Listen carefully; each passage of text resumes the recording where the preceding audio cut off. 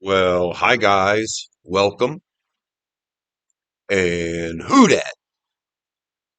I'm Joe. Thanks for tuning in to Rosenfield 10, where I cover our beloved Bless You Boys in black and gold, the New Orleans Saints. Are you a who dat? Are you a who dat fan? If you're a who dat, subscribe to my channel. I love the Saints as much as you do. I love talking about the Saints. And in the off season, I love talking about the upcoming draft. And I've got plenty of videos on this channel covering the draft, hundreds of prospects. Go back through the library and check it all out. I've done plenty of mock drafts. I've broken down the first round prospects, the second round prospects, the third round prospects. I've broken down day three prospects. And I've even done videos combining all of it, showing you a top 10 list of everybody I like in each round. I mean, I've covered it all.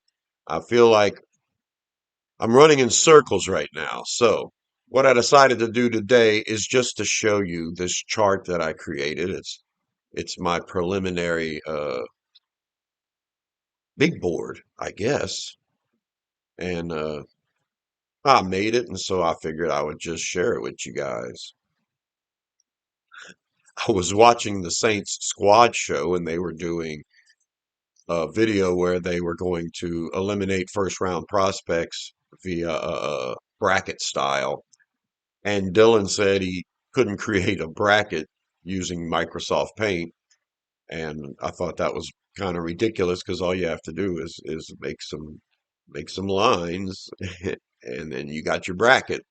And I thought, shoot, you give me about an hour, I can make a big board on this damn thing. And so I made a big board. And I thought after I made it, if you're doing mock drafts and you're going, focused on positions, it's kind of nice to see where everybody's at. And I've never seen a big board like this presented by anybody before. So I'll show you the one I made, and it doesn't include everybody, but here you go. This is what I came up with in about an hour. And I thought, come on, Dylan, you can make a bracket. If I can do this, I've never seen anyone present anything like this before. Now I have every position here except for quarterback. And from the top, from the left to the right, you've got all the positions, including I've mixed defensive line and I've got interior offensive linemen. But yeah, there you go. I've got all the positions. And then on the left side, from the top to the bottom, first round, second round, third round, fourth round. I've even color coded it to a degree. So now this is where some of these players are projected to go. I've got some in a weird spot. It's more along the lines of where you might have to take them if you really want them, coupled with I've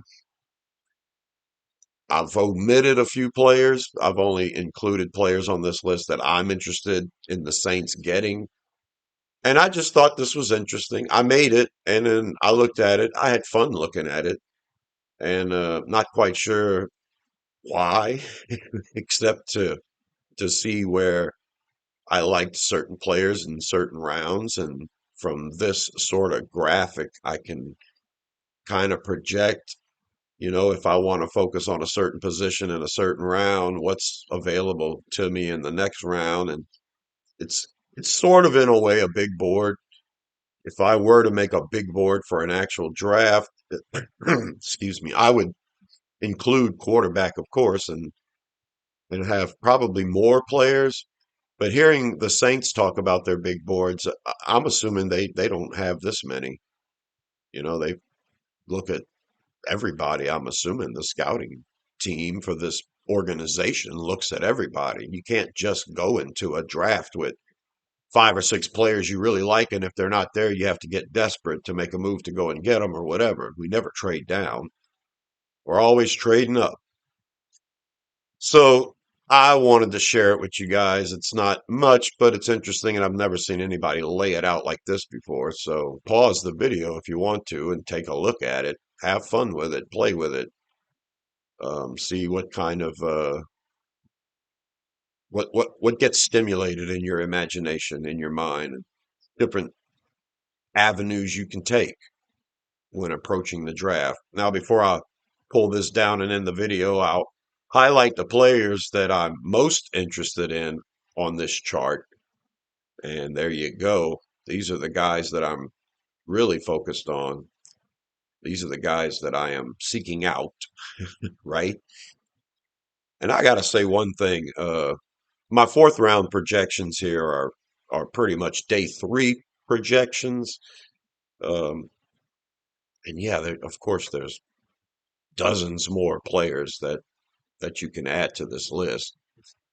Several, in every round if you wanted to. But I think I've got 34 players on the first round level, 30 something players on the second round level, and I've got over 40 players in the third round level and over 40 players in the fourth round level. But the ones I've highlighted here are the ones that I would be interested in getting. And all right, there you go. That's my first attempt at a big board. Come here, Sam.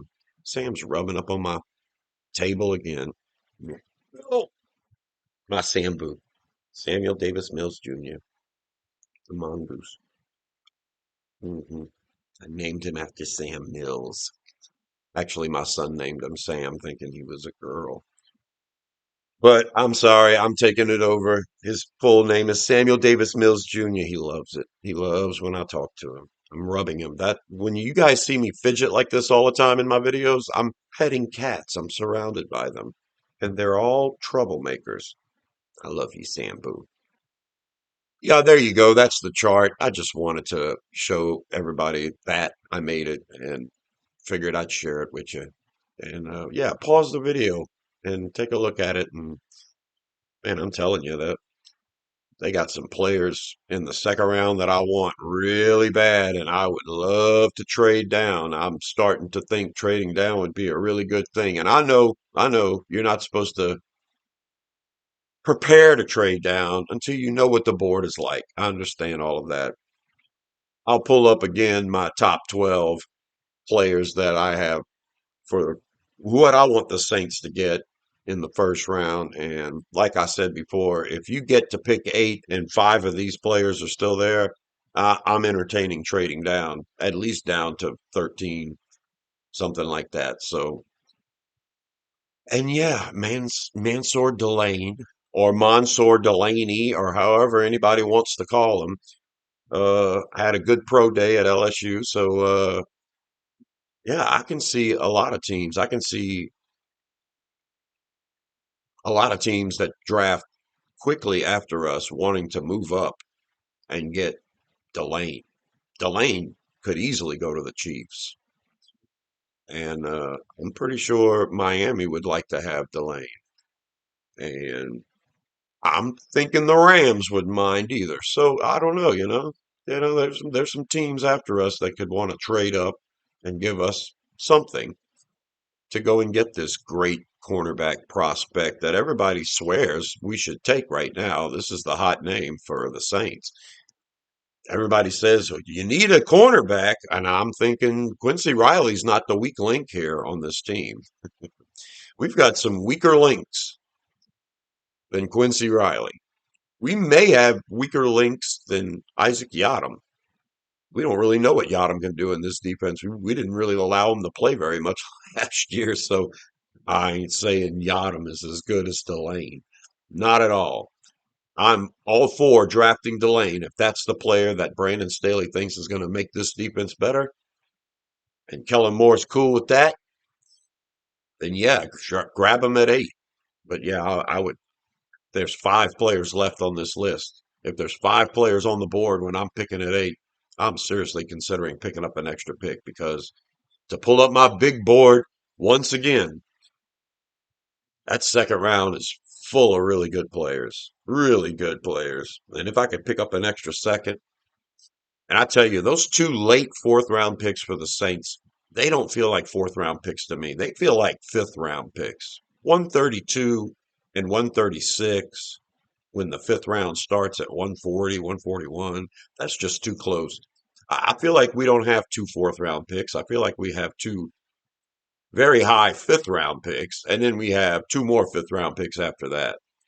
I would love to get back in the third round, trading up to get back into the third round or a top of the fourth round because I think that's where the major cutoff happens with the talent level in this draft. So to trade down from 8 to maybe like let's say 13, and you can still get one of the 5 left on that big board because I'd be happy with any of them, including Malanoa. I'm not against drafting a guard. I think Cesar Ruiz is the biggest, weakest link on this team. And if you could address him with a bona fide, really good player, I'm all for it. So I'm not against trading down in the first round. Maybe you get an extra second round pick, then you can dive into the second round pool twice.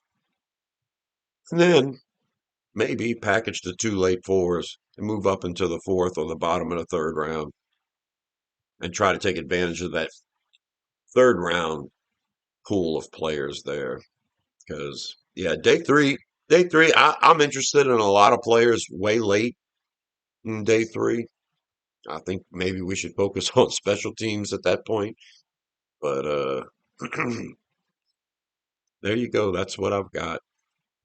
Hope you guys enjoyed the chart. I'm Joe. Subscribe to Rosenfield 10 for more videos, I swear, about the Saints that aren't like this. But wanted to share the chart with you. Hope you enjoyed it. And until the next one, let me know in the comments what you think. And until the next one, I'll talk to you later. Who dat?